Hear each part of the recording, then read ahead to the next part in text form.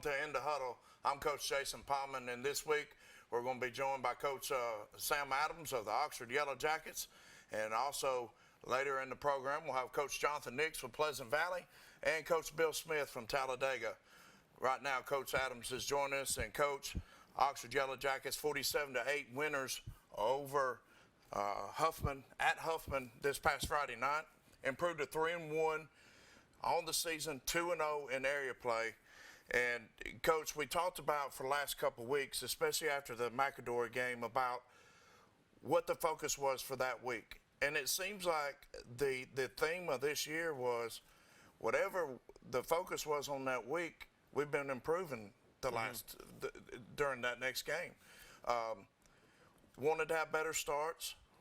Wanted to cut down on some penalties and special teams against McAdory. Being able to adjust during the game better. Taking better angles with the tackles. And so those are the stuff that really come together on Friday night. Got off to a fantastic start. Cut down on some of the penalties. The defense done their job Friday night. And so it's like this team is finally, or this team is growing each week and each week. And as a coach, I know it's real exciting to see the guys work in practice. Yeah. Your coaches implementing the game plan, applying the game plan, and then the players executing it during practice. And then come Friday night, you're just itching, wanting to play because you're so excited to see how the players are going to produce after they've executed. Talk about that a little bit, because to me that's really stood out when I saw the score and saw what happened on Friday night against Huffman. Yeah, so for this particular week, it was really all about the start of the game. Yes. You know, because we had up until this Friday, we had yet to score first in a game and had fallen behind by a couple scores a couple times. And this time we got off to an extremely fast start because of a special teams play. Eli Bozeman blocked the punt on their first possession, and we had a 1-yard field to go and scored on a quarterback sneak on our first offensive snap. So being able to get off to a good start like that puts a lot of pressure on the opposing team. But, you know, overall, I think you're seeing our kids they're really coachable, which is a good thing. They understand, you know, what they need to improve on week to week. And I think every week we've seen a marked improvement in whatever the areas are that we've put a big emphasis on. And that's exciting to see. It's a credit to our kids and also to our coaching staff for just being able to recognize, like, here are our issues, so what do we have to do to correct them? And we're taking a lot of steps forward. The block punt. Let's go back to it at the start of the game.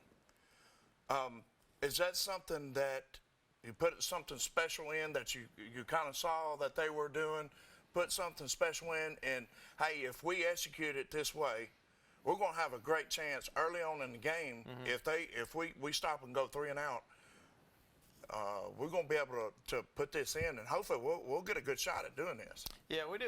Their operation time wasn't great. You know, their long snapper kind of had a hump in his long snap. You know, it was going to take him a little while to get it off, and you know, just try to put your most reliable guys in the spots to be able to make the plays. And Eli did a great job of actually blocking the punt once he got there. I was going to ask you, did he block it and then get it? He did not recover it, but he did a good job once he got there of, you know, blocking the ball with his hands and keeping his eyes open. A lot of guys get to that point and they kind of flinch, you know, or they dive when they don't really need to dive, and he just took it right off of his foot. And then we had a chance to kind of scoop and score it. We tried to. We kind of kicked it around a little bit, but then we fell on it on the 1-yard line. Well, Mims was able to punch it in for the, I think, 1-yard touchdown run. And, you know, each week we've talked about Mason, and he's a player that was good in the first game, made a few mistakes. You should have pulled it down when he didn't. Made those adjustments week to week, but he's been pretty steady each week. And been a very productive player for the Yellow Jackets. Yeah, he's I mean, overall for the year, I think he's about 74% completion. Last 3 games, that's at about 79. He's thrown 13 touchdowns and only 2 interceptions, 10 touchdowns and 0 interceptions in the last 3 weeks. And man, he's just really productive with the ball in his hand. You know, that makes great decisions. He's very accurate, and he's really good at having a pocket presence. He's not necessarily a runner per se, but he is hard to get down in the pocket Yes. just because he understands how to work within the framework of the protection. And he has been able to scramble and get us some yards when we've needed to a few times. And hats off to the coaching staff, yourself and coaching staff, and quarterbacks coach, offensive coordinator too, because when you see big numbers by a quarterback week to week, you usually have a receiver, pretty much the same receiver, getting a buck of those yards each week. Yeah.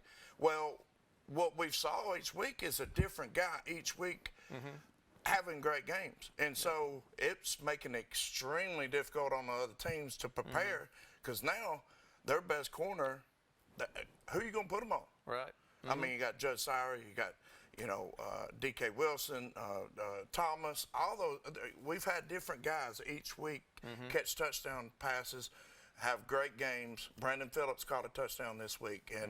And so, I mean, it's really good that he's able to spread the wealth around at quarterback. Yeah, I mean, we've had different guys step up each week, and there was this week we had the two that actually got on the board for the first time were Jaden Lewis with a long touchdown and Jalen Taylor. Jalen Taylor, okay. Yeah, there was somehow something got messed up on one of those rosters that people were working off of. Right. But yeah, Jaden Lewis and Jalen Taylor. Jaden Lewis, this was his first catch, and it went for. He got his first catch earlier in the game on a little slant, and then had an explosive one down the sideline later in the game. Jalen Taylor had caught a couple balls in previous games, but this was the first time he really got loose and got behind the defense. And really both those guys are big weapons for us. And those guys have stepped up. And we talked about after Sam Robertson went down with his injury, and after the big game that he had, we had to have some guys stepped up. And some of those guys that you talked about, Jaden Lewis, was one of those guys you mentioned during that time. And it's good to see that they're doing that and able to step up. And, it's easy for us to say, okay, next man up, somebody's got to step up. But for these young guys to be able to take that role and to do it, that's what you needed to happen. Yeah, it's been really it's been neat to see how that kind of has unfolded over the last several weeks. Because you move guys around a little bit within the game and all that, and try to give them put the best guys in the opportunity to make the most plays. But really it doesn't matter where these guys end up lined up. I mean, the ball goes where it's supposed to go, and it finds the playmakers. Yeah. And those guys are all contributing in different ways. The Yellow Jackets got up 24-0 before they went in at halftime. We're going to take a quick break, and when we come back, we're going to talk about that, talk about the defense in the first half, talk about some halftime adjustments if there were any, and we'll be back shortly here on In the Huddle, brought to you by Green Oil.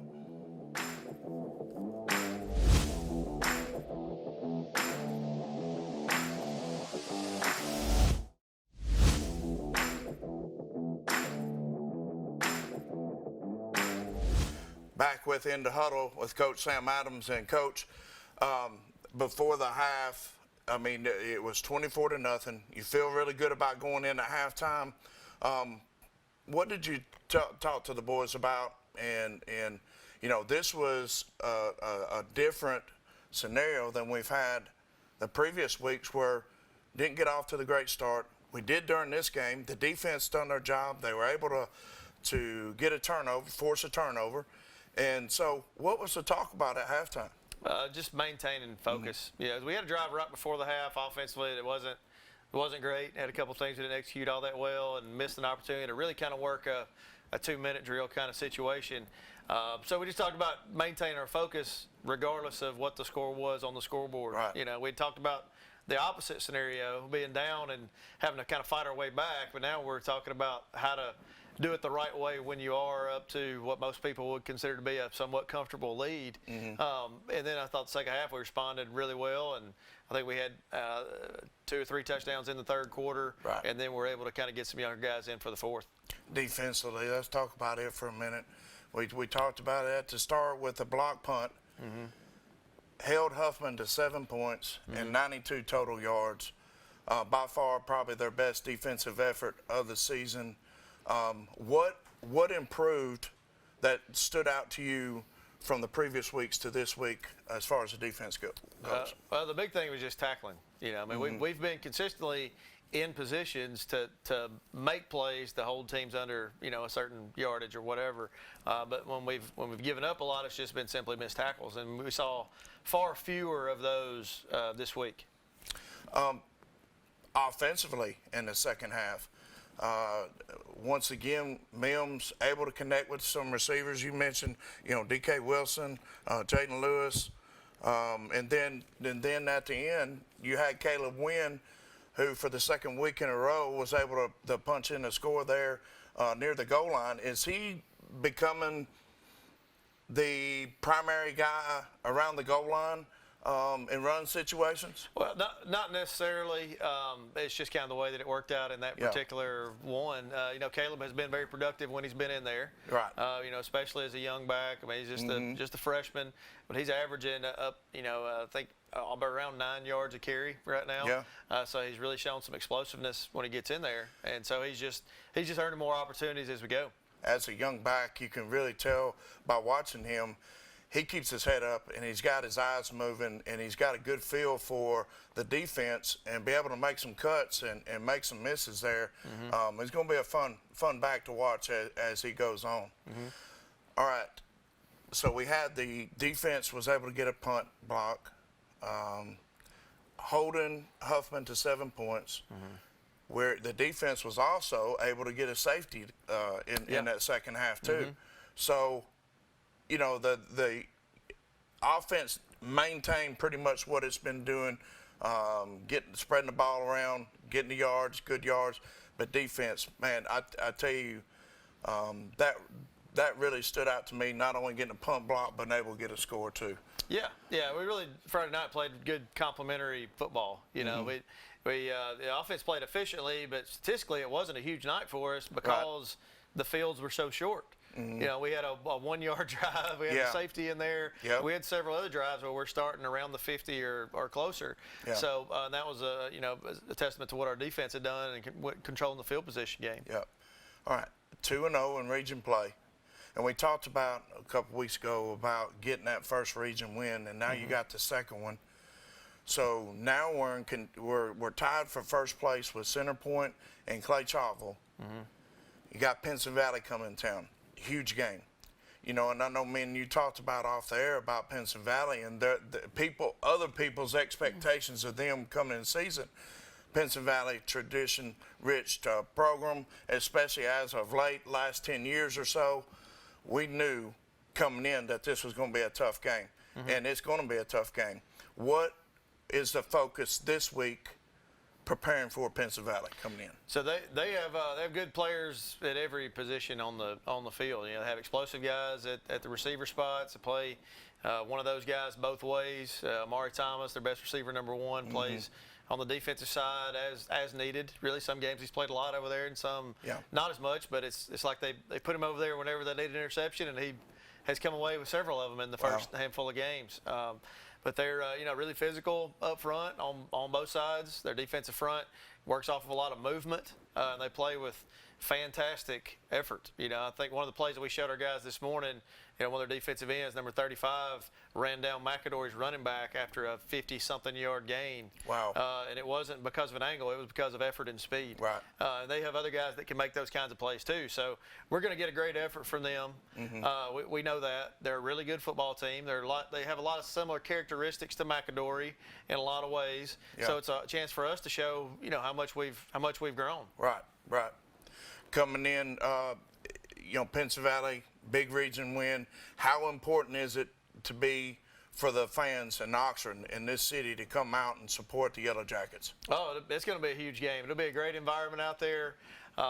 Basically whoever comes out on top in this one is still strongly in the hunt for a region championship. Yes. And whoever loses this one's going to have a little bit of a hill to climb. Nobody's out of it at this point, obviously, regardless of the situation. But, you're really trying to set the table for the back half of the year. And, I mean, it's a huge game, and I expect us to have a huge crowd there Friday night. I think it will be. If you're within the sound of my voice and you're seeing this and you want to see a good game Friday night, make sure you come out to Lamar Field, right up the road here on 78. You can't miss it. The lights will be on. Just follow the lights. Come to the game. Cheer on the Yellow Jackets. And, Coach, glad you could join us this week. Good luck this week. Thank you. We'll be back with Coach Jonathan Nix from Pleasant Valley when we come back here on In the Huddle.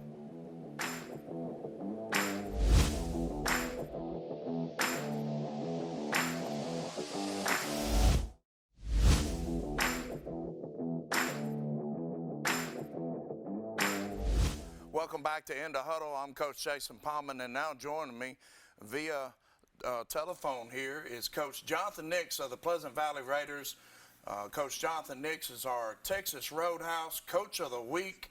Also, the Pleasant Valley Raiders are our Cutter's Pizza Team of the Week this week. So, a lot going on out at Pleasant Valley. They had homecoming last week and off to a great start this season. And Coach, welcome to In the Huddle. Let's go back.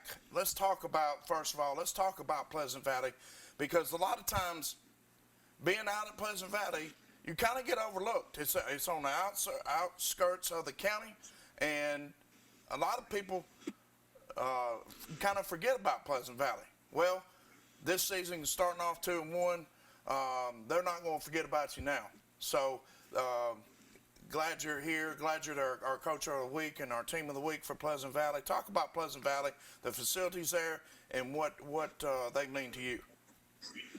Well, I mean, Pleasant Valley means a lot. I think the biggest thing is, we've got really nice facilities. And, that's something we work really hard at. I would put our weight room against any weight room in the state.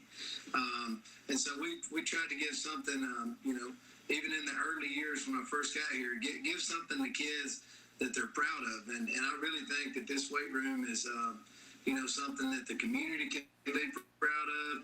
I mean, it's something that we house. There's probably 160 to 170 kids go through the weight room a day, and that's from, male, female, to cheerleading to, we use that as a recruiting tool. So, I mean, you don't have to be in an athletic class or be an athlete in our school to use our weight room. And so we have a couple of classes like that, and that's how you get to know some of the kids. And sometimes you get a kid in the weight room, and all of a sudden they wasn't playing a sport before, and now all of a sudden they're playing 2 or 3 sports for you. So real proud of that. I do think that this is a unique community, in the fact that we're starving right now for our sports programs to be on top. And I think when you get a lot of people buying into that, and if it's positive energy in the right direction, that can be a powerful thing. And I do think that we're real close to having that unity that we need to push our programs to the next level. And but it's just like an appetite. You got to feed it each day. And so I think the biggest battle is when there is a setback. How do we handle that setback and move forward, and not look throughout the time and say, all right, well, we've always come up short.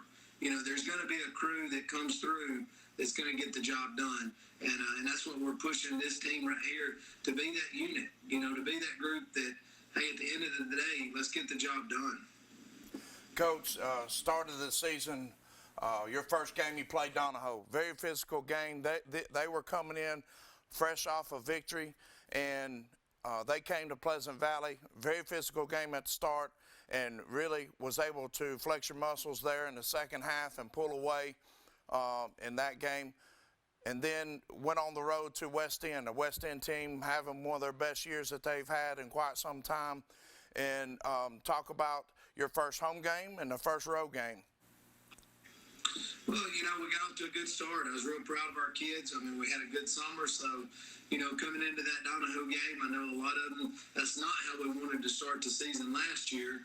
And so that was in our kids, all of our players kind of went into the offseason with that in their mouth, tasting that, how that wasn't the way that we wanted to start. And so, I think it was real important for all the players to buy into how we want to start this season. And, and having that first win at home with Donahoe, I think a lot of positive things. A lot of key players stepped up that we didn't know how good they were going to be. We knew that they were, they had a good offseason. We knew that they'd been doing the things, but you never really know until the kid gets on the field. And so there's so many kids that, if you watch their film from last year and you watch their film this year, they're a totally different ball player. Then we go on the road to West End, and of course things didn't work out like we wanted them to. But there's so many positives that we can take away. Like I can't stand losing, but if you can take away from your losses and see, all right, what did you do good and why was the reason that you lost that game? And I know a lot of people love to pinpoint. It always comes down to this play or this, but there's also a body of work that goes into all that. And so there were several things that we just didn't do to our standard, and that caused us to come up short at that West End game. So we try to look back on the film and say, all right, here's the standard that you need to play, and here's the clips that we're looking for. And then the players and all the players buy into, okay, this is a high standard of play. Okay, what causes us to not have that standard of play? Is it something that happens in the game and all of a sudden you have a little bit of adversity and you deal with adversity the wrong way? Is it somebody missed an assignment and all of a sudden the players don't handle that the right way with each other? So we try to look at all those things and try to fix, like, what is it that we do not let ourselves build up like rust? You know, rust starts from the inside out. And so we want to make sure that we handle an adversity the right way, because the game of football, you're going to have setbacks in a game. And so coming into this week with Holly Pond, I thought that film study was better. I thought that preparation was better than the week before. And so sometimes it's like a roller coaster. You don't want your highs to get too high, and you don't want your lows to get too low. You want to stay consistent with it. And so I felt like it was a lot better week of preparation to stay consistent with the game plan. And hats off to Holly Pond. I mean, in the first half, they came to play. We needed to make some adjustments, and and those adjustments were made, and the kids stayed true. And I'm real proud of the players, how they came out in the second half with that intensity and was able to string. Yeah, Coach, we're going to take a quick break, and when we come back, we're going to talk more about that Holly Pond game. We're going to talk about the homecoming week and what led up to the Holly Pond game when we come back here on In the Huddle, brought to you by Green Oil.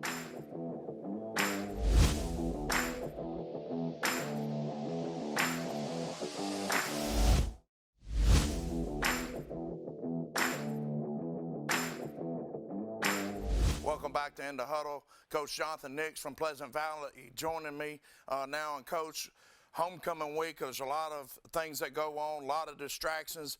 Every coach you talk to cringes when you mention the word homecoming, because it takes all week to focus and prepare for a team, especially coming off a region loss, and knew this was going to be a big region game and had to get this win Friday night. And then you had the homecoming coming in play with that. Talk about that briefly for preparing for homecoming this past week.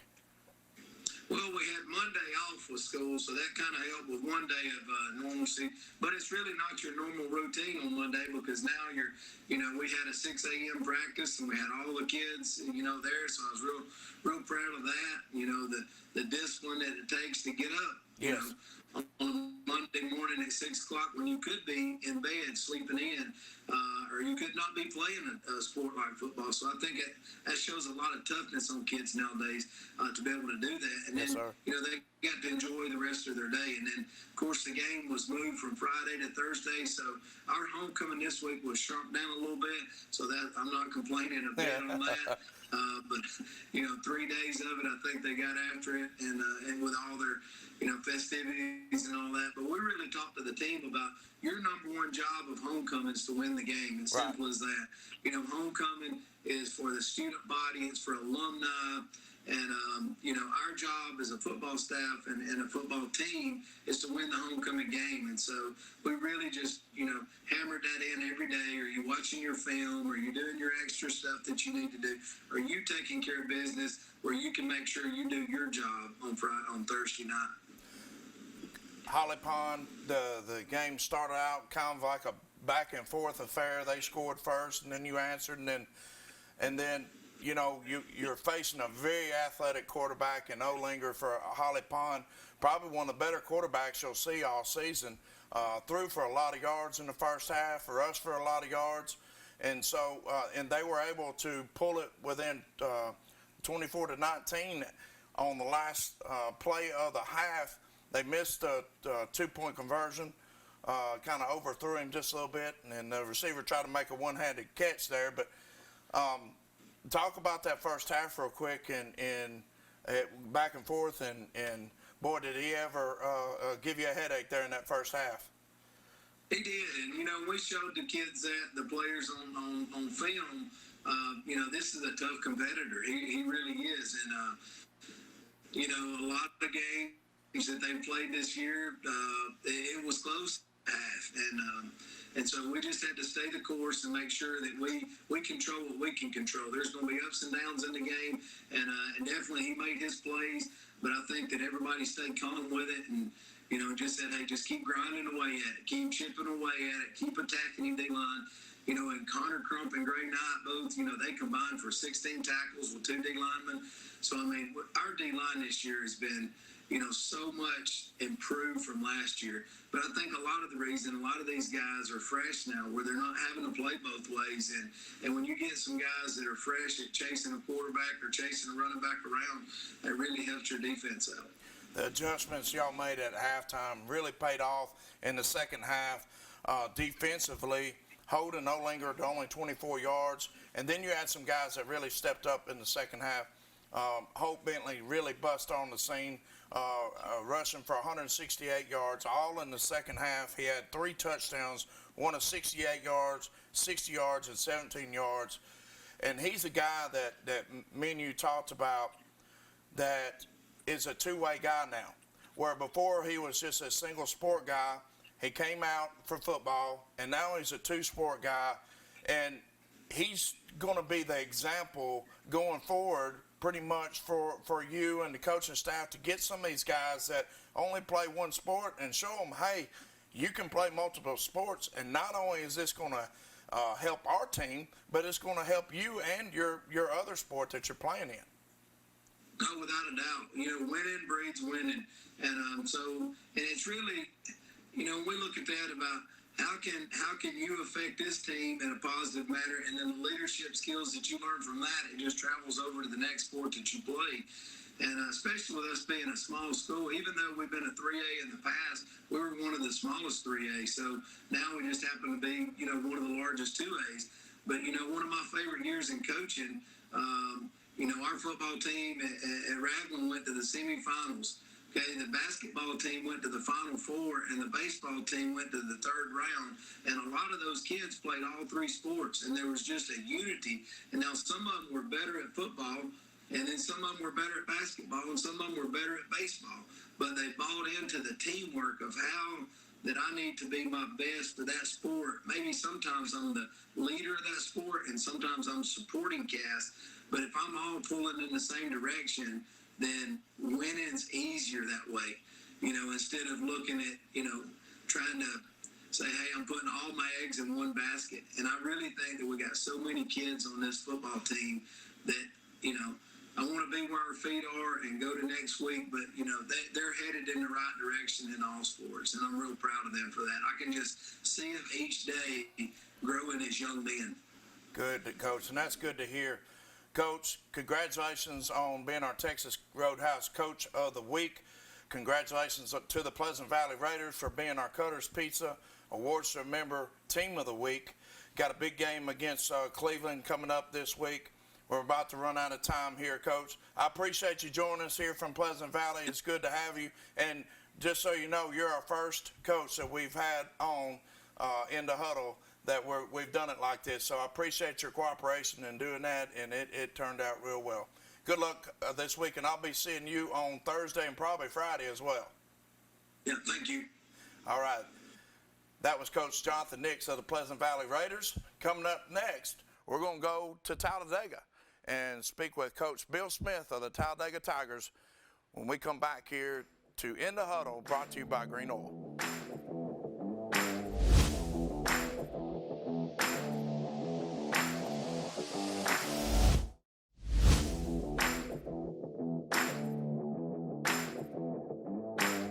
Welcome back to In the Huddle. I'm Coach Jason Pahman. Now joining us via phone from Talladega is Coach Bill Smith of the Talladega Tigers.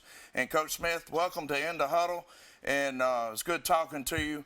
And Coach, first first of all, tell us about yourself and where you went to high school at, where you played football at in college, and what got you into coaching, and where you're at now. Okay, Jason, first of all, thank you for having me on here. I went to Russellville High School and part of a very good high school football program, basketball, track. Loved it. My dad was a coach when I was little, so some of my earliest memories of me taking water to the high school players during timeouts. I was so little I could barely carry those trays with those cups on it back in the 70s.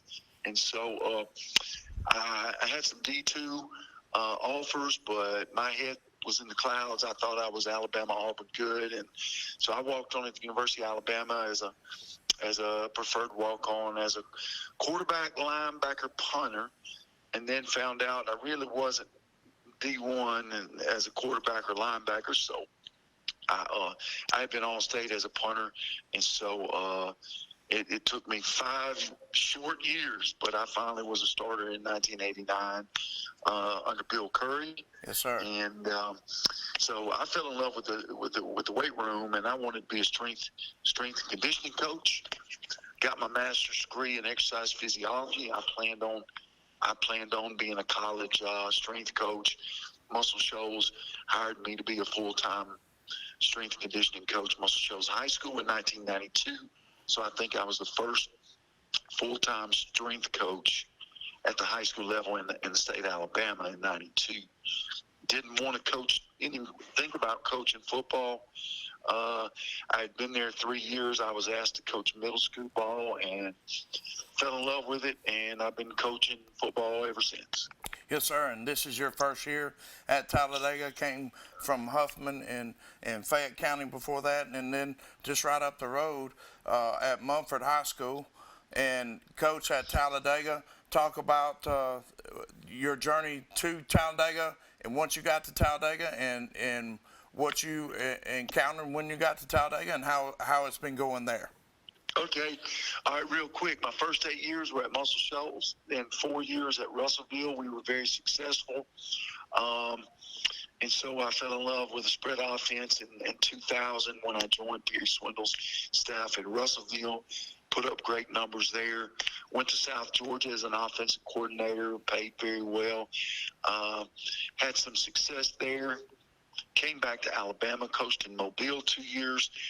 Then got my first head coaching job in 2009 at Crossville High School. And my second year there, we went 6-4 and lost a couple of close games in that 6-4 season.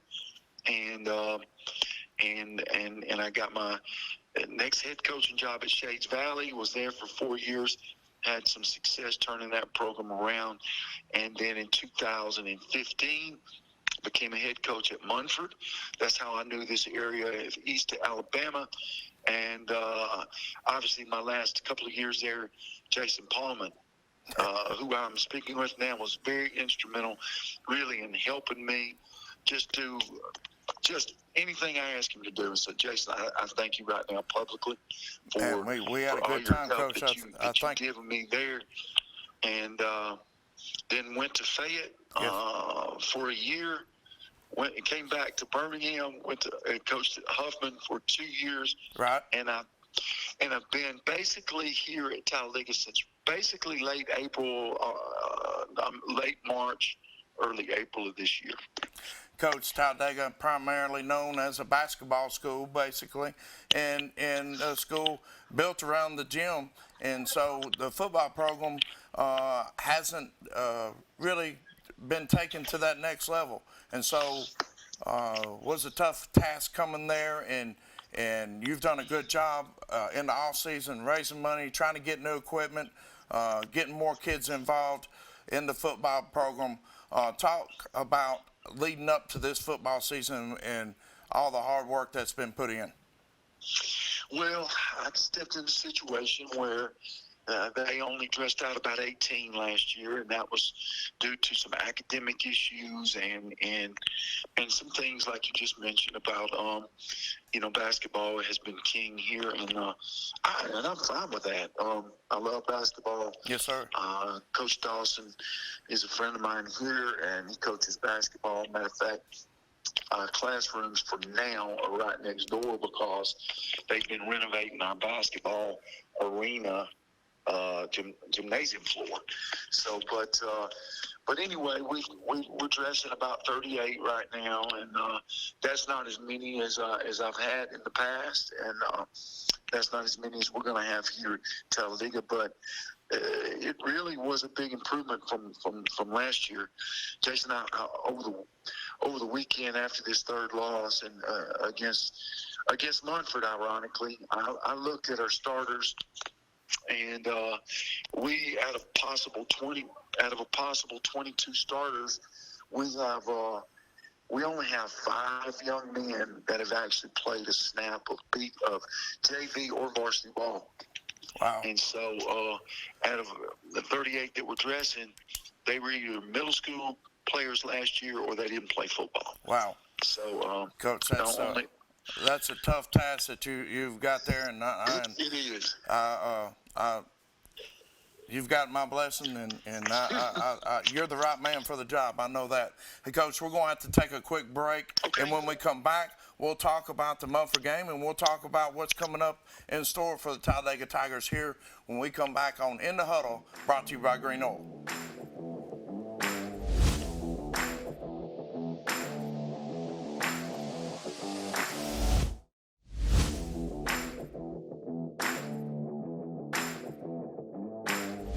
Welcome back to In the Huddle. I'm Coach Jason Pahman, and joining me on the phone is Coach Bill Smith of the Talladega Tigers. And, Coach, before the break, we talked about Talladega playing Munford this past Friday. And, Coach, a lot of memories from you coaching at Munford and the times you had there. A lot of the kids that are seniors now were in the junior high program, and you had a hand in coaching them as well. So, a lot of familiar faces that you saw on Friday night across the way, and a lot of friends that you made over there. And talk about that leading up to the game against Munford, having coached there. Well, it's we still have very, very good memories of when we lived in Munford and actually on East Boga Road, and for a couple of years there, and then. But the 4 seasons that we had there, the relationships that we made, just the kids are fantastic, and I still keep up with them. I've got several young men that we text that graduated from Munford. We text weekly, if not daily. Parents like yourself, Kanata Simmons, and others that at least every week we catch up with each other a little bit. Yes, sir. So, that's one of the great things about this profession, and it's just about relationships. And my wife, Mrs. Ann, as she is known, but she's been with me for the past 9 seasons and for at least 4 or 5 different high schools, and so she loves those kids. We love them like our own. And so just getting to see some friends before the game and see them after the game, and but anyway, just part of the things that I really love about coaching is the relationships that we make. Yes, sir. Coming into Munford, Munford, a region game, an important game. In preparing for them, you knew that they really had a really good player in Sylvester Smith, who they moved to quarterback this year. Very athletic guy, could play both sides of the ball. Committed to Tennessee. Knew it was going to be a tough task of corralling him, and then also Amari Edmondson, who's just a sophomore, who you and I saw as a 7th grader really bust on the scene. Right. And I remember him as a 7th grader, and we're like, this kid is going to be a really good running back, and he showed some of that flashes of greatness there Friday night against Talladega, running the ball. So preparing for them, they were a difficult team to prepare for. They were. mean, Sylvester. When I was at Munford, I'd have college coaches coming through to see some of my upperclassmen, and I would. His 8th grade year, I already knew he was going to be special. So, Yes. He and Cameron Sandlin is the quarterback in Anniston. They Yes, were sir. 8th graders at Munford, and I would when those college coaches they'd come in and get transcripts from my wife. I would say, guys, before you leave, you got 2 minutes. Just step on the 8th grade side of the school building and take a look at 2 8th graders, and they would graciously say yes. You could see it on their face that they needed to get back on the road, but Right. they would always say yes. And so we'd peek over there, and I would get Sylvester and Cameron to come to the door, and those coaches' eyes would flash because they didn't expect those 8th graders to look like that. So, but anyway, yeah, I think Sylvester can play on both sides of the ball. He could play multiple positions, but wow, the way he comes downhill,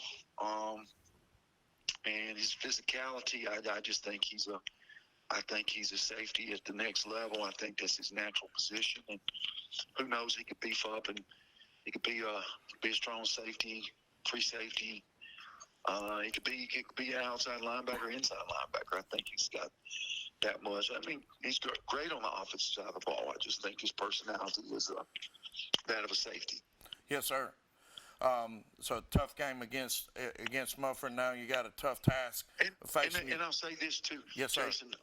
Coach Easley, Coach Snyder, and his assistants there at Munford, they've done a really good job, and so they played really hard against us. We're not.